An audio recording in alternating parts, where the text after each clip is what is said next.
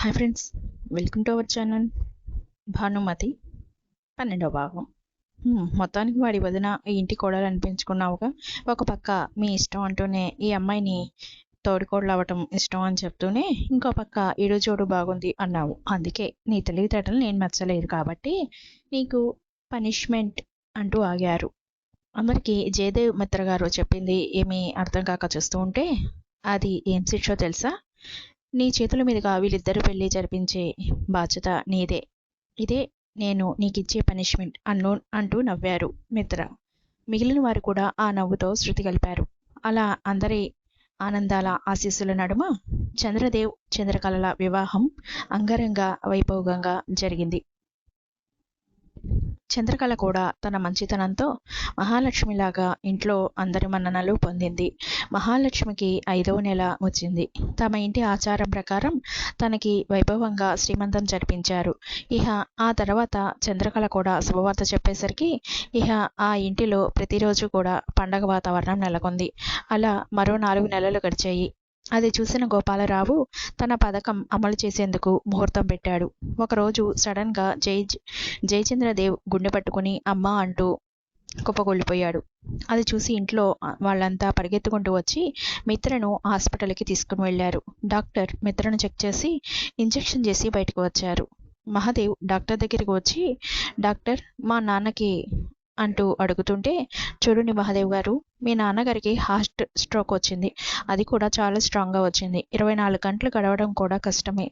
ఏం చేసినా కూడా కష్టమే. ప్రయత్నం ఉండదు. ఐఎమ్ సారీ అని చెప్పి డాక్టర్ వెళ్ళిపోయారు. కొంతసేపటి తర్వాత ఒక నర్స్ బయటకు వచ్చి, మహాదేవ్ గారు, మీ నాన్నగారు పిలుస్తున్నారు అని చెప్పింది. మహాదేవ్ ఐసీయూలోకి వెళ్ళి నాన్న అంటూ తండ్రి చేతుల మీద తన చేయి వేశాడు. మిత్ర బలవంతంగా గొంతు పెగల్చుకుని, బాబు మహాదేవ్, ఇన్నాళ్ళు నేను మీ దగ్గర ఒక విషయం దాచాను. అది అంటూ ఏదో చెప్పి మాటివ్వు నాన్న అని అడుగుతారు. దాంతో మహాదేవ్ సరే నాన్న అన్నీ చెప్పాడు. మహాదేవ్ సరే నాన్న అని మాట ఇచ్చాడు. దాంతో సంతోషంగా కళ్ళు మూస్తాడు మిత్ర. భర్త చనిపోయిన కొద్ది రోజులకి రాణీదేవి కూడా చనిపోయింది. ఒకేసారి వెంటనే ఇంట్లో విషాదం అలుపుకునేసరికి ఎవరికీ కూడా మింగుడు పడలేదు. జీర్ణించుకోలేకపోయారు. అలా కొన్ని నెలల పాటు గడిచాయి. మహాలక్ష్మి 12 మగబిడ్డకు జన్మనిచ్చింది. పుట్టింది మా నాన్న అని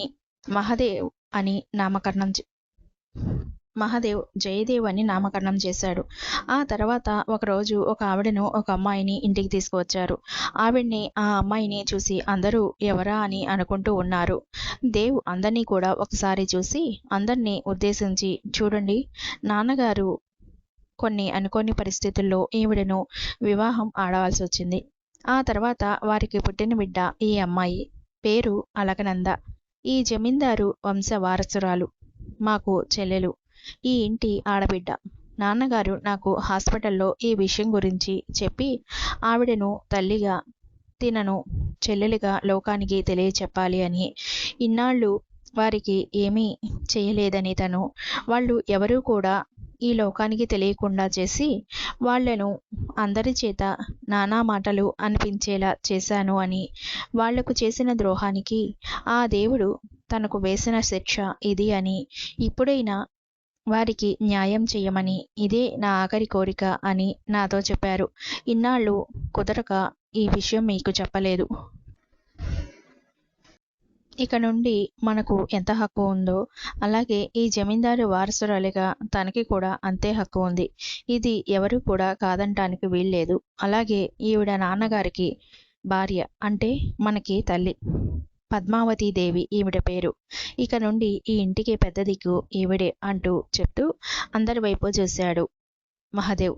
అందరూ కూడా అలాగే అని కామ్గా ఉన్నారు. కానీ గోపాలరావు మటుకు మనసులో ఇక లాభం లేదు. అందరినీ మట్టు పెట్టాలి. ఎవరెవరో వస్తున్నారు ఇంటికి వారసులు అంటూ. ఇక మీ కౌంట్ డౌన్ స్టార్ట్ మహాదేవ్ అని మనసులో అనుకున్నాడు. అనుకున్నదే తడవుగా గోపాలరావు తన పనిని మొదలుపెట్టాడు.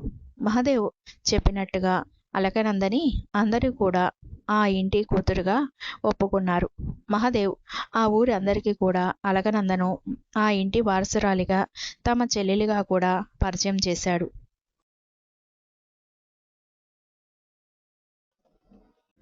అలకనందకి మంచి సంబంధం చేసి పెళ్లి చేసి అత్తవారింటికి పంపించాడు. చంద్రకళకి ప్రసవం అయ్యింది. కానీ బిడ్డ చనిపోయాడు అని తెలిసి అందరూ కూడా చాలా బాధపడ్డారు. ఒకరోజు గోపాలరావు తన పనికి శ్రీకారం చుట్టాడు. మహాలక్ష్మి నిద్రపోతున్నప్పుడు తన గదిలోకి వెళ్ళి సైలెంట్గా ఆమె పక్కన పడుకున్నాడు. అదే సమయానికి ఫోన్ మాట్లాడి రూమ్లోకి వచ్చిన మహాదేవ్ అక్కడ భార్య పక్కన పడుకున్న గోపాలరావుని చూసి గోపాలరావు అంటూ గట్టిగా అరిచాడు. ఆ అరుపుకి నిద్రలేచిన మహా తన పక్కనే ఉన్న గోపాలరావుని చూసి షాక్ తినింది. గోపాలరావు మంచం మీద నుంచి లేచి దిగి ఏమీ తెలియనట్టుగా మొహం పెట్టి నన్ను క్షమించు అంటూ బయటికి వెళ్ళిపోయాడు. భయంతో గుటకలు మింగుతూ అసలు ఏం జరుగుతుందో అర్థం చేసుకుని భర్త వైపే చూస్తున్నది మహాలక్ష్మి. నిన్నే అడిగేది, ఎన్నాళ్ళ నుంచి సాగుతోంది ఈ భాగవతం అని అడిగాడు గట్టిగా మహాదేవ్ మహాలక్ష్మిని కోపంగా. నాకేం తెలియదండి, నన్ను నమ్మండి అంది మహాలక్ష్మి ఏడుస్తూ. ఛీ నీచురాల, పో వదలకు, ఆడదానివని నిన్ను ఇంకా ఇక్కడే ఉండనిస్తున్నాను. ఇక నుండి నీకు నాకు కూడా ఏ సంబంధం లేదు. ఈ క్షణం నుండి నాతో మాట్లాడుకో. ఇక నుండి నా బిడ్డను ముట్టుకున్నా ఊరుకోను. వీడి ఆలనా పాలనా కూడా చూడొద్దు. వీడి తల్లి ఏ క్షణం నుండే చచ్చిపోయింది అని చెప్పి బయటకు వెళ్ళిపోయాడు విసురుగా.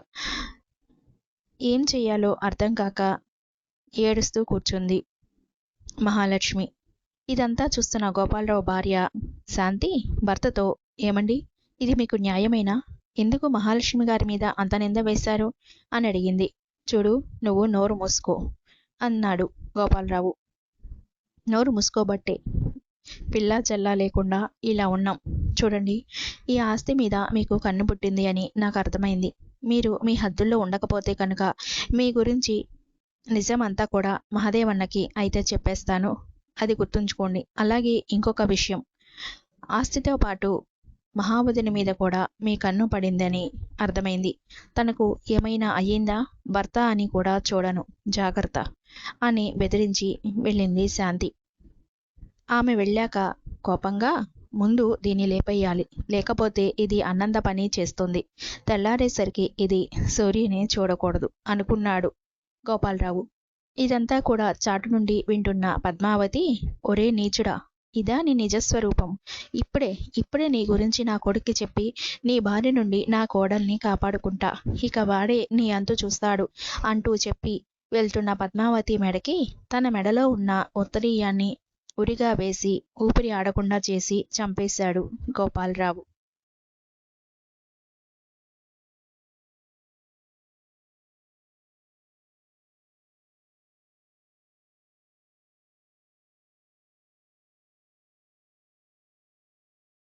తర్వాత హార్ట్అటాక్ వచ్చి పద్మావతి చనిపోయినట్టు అందరినీ నమ్మించాడు. తల్లి చనిపోయిందని తెలిసి అలకనంద తన భర్త శ్యామ్ వచ్చి మహాదేవ్ కోరిక మేరకు ఇక్కడే ఉండిపోయారు. కానీ గోపాలరావు భార్యకి అనుమానం వచ్చింది, ఆమెను చంపింది తన భర్తే అని. కానీ ఏమీ చేయలేకపోయింది. మహాలక్ష్మి మహాదేవులు ఇద్దరూ కూడా మాట్లాడుకోవడం లేదు. జై ఆలనా పాలనా చూడట్లేదు వదిన ఈ మధ్య, కారణం ఏమై ఉంటుంది? ఇద్దరూ ఏమైనా గొడవ పడ్డారా అని అనుమానం వచ్చి అదే విషయం తన అన్న మహాదేవుని అడుగుతాడు చంద్ర. కానీ మహాదేవ్ ఏమీ సమాధానం చెప్పడు. చూడు చంద్ర, ఇది మా పర్సనల్ విషయాలు నీకు వద్దు అని చెప్పాడు గట్టిగా. ఆ మాటలకి షాక్ అవుతూ ఏమీ మాట్లాడకుండా వెళ్ళిపోయాడు చంద్ర అక్కడి నుండి. ఇదంతా గమనిస్తున్న అలకనంద తన భర్త శ్యామ్తో విషయం చెప్పి, ఏదో జరుగుతుందండి, ఏనాడు లేనిది ఇంట్లో అశాంతి నెలకొంది. అది ఏంటి అనేది తెలుసుకోవాలి. అంతకంటే ముందు వదిన అన్నయ్యల మధ్య ఏం జరిగిందో తెలుసుకోవాలి అని చెప్పింది ఏదో ఆలోచిస్తూ. నువ్వు చెప్పింది నిజమే, కానీ నాకు ఒక చిన్న అనుమానం అన్నాడు. చెప్పండి అన్నది అలకనంద. నువ్వు చెప్పిన దాన్ని బట్టి చూస్తే ఆ గోపాలరావు వచ్చిన దగ్గర నుండే ఈ ఇంట్లో ఇలా జరుగుతుంది అని నా అనుమానం అని చెప్పాడు శ్యామ్. అవునండి, నాకు కూడా అదే అనుమానంగా ఉంది కానీ అంటూ కళ్ళు తిరిగి పడిపోతుంది. వెంటనే శ్యామ్ కంగారు పడుతూ అందరినీ పిలుస్తాడు. మహాదేవ్ డాక్టర్ పిలుస్తాడు. డాక్టర్ వచ్చి అలకనందని చెక్ చేసి తను కన్విన్స్ అయిందని 3rd మంత్ అని చెప్పి వెళ్ళిపోతుంది. దాంతో ఇంట్లో అందరూ కూడా ఆనందిస్తారు ఆ శుభవార్త విని. అది చూసి ఈ ఇంట్లో నేను అనుకున్నది ఏదీ కూడా జరగట్లేదు. ముందు ఈ అన్నదమ్ములను విడగొట్టి ఆ తర్వాత నేను అనుకున్న ప్లాన్ అమలు చేస్తా అని తన జేబులో ఉన్న మొబైల్ తీసి ఒక వీడియో చూసి ఎవరికో ఫోన్ చేసి నేను ఒక వీడియో పంపుతున్నాను దాన్ని అంటూ ఏం చెయ్యాలో తను చేయాల్సింది చెప్పి అర్థమైందా అని చెప్పాడు గోపాలరావు. అర్థమైంది సార్, మీరు వీడియో పంపండి, ఒక అరగంటలో మీరు చెప్పిన ప్రకారం వీడియో మీకు వస్తుంది అన్నారు అవతలి వాళ్ళు గోపాలరావుతో.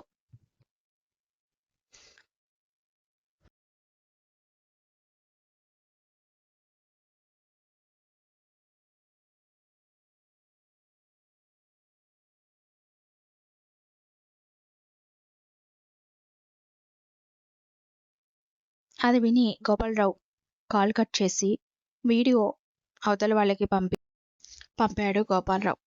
ఒక అరగంటలో గోపాలరావు అనుకున్న రిజల్ట్ వచ్చింది. వెంటనే దాన్ని మహాదేవ్ ఫోన్కి పంపి చంద్రదేవ్కి మహాలక్ష్మికి మత్తు ఇచ్చి వాళ్ళిద్దరిని ఒకే గదిలో ఉండేలా చేసి కామ్గా ఉన్నాడు Gopalarao. Thanks for watching. Please like, share and subscribe.